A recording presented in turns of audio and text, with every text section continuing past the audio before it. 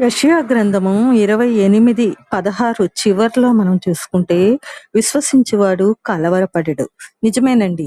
విశ్వాసం ఉన్నప్పుడు మనలో ఏ భయాలు, ఏ ఇబ్బందులు, ఏ కష్టాలుకి మనం కలవరపడనవసరం లేదు.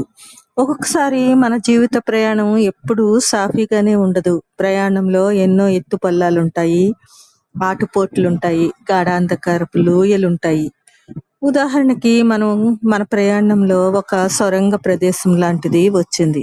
అది ఒక కష్టమో, నష్టమో, ఇబ్బందో ఏదో అనుకోండి. అక్కడంతా కటిక చీకటి, గాఢాంధకారము. అది దాటి వెళ్తేనే మనకి వెలుతురొస్తుంది. మరి మనం ఏం చేస్తాం? ఈ చీకటి నేను దాటలేను అక్కడే ఉండిపోతామా?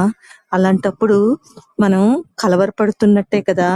క్రైస్తవ జీవితంలో తప్పనిసరిగా కష్టాలు, శ్రమలు, ఇబ్బందులు ఎదురవుతాయి.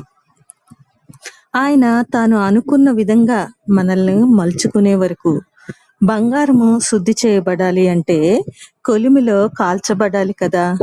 అలాగే పాలల్లోంచి వెన్న తీయాలనుకోండి, ఎంత ప్రాసెస్ చేయాలి మనం? పాలను మరగబెట్టాలి, పెరుగు చేయాలి, పెరుగును బాగా మదించాలి. అప్పుడే కదా స్వచ్ఛమైన వెన్న మనకి వస్తుంది. అలాగే మనం కూడా మనలో ఉన్న మలినాలన్నీ, అపవిత్రత అంతా పోయేదాకా ఆయన తాను అనుకున్న విధంగా మనల్ని తయారయ్యే వరకు ఈ విధంగా మనల్ని శ్రమలు వెంటాడుతాయేమో. అది చాలా మంచిదే కదా!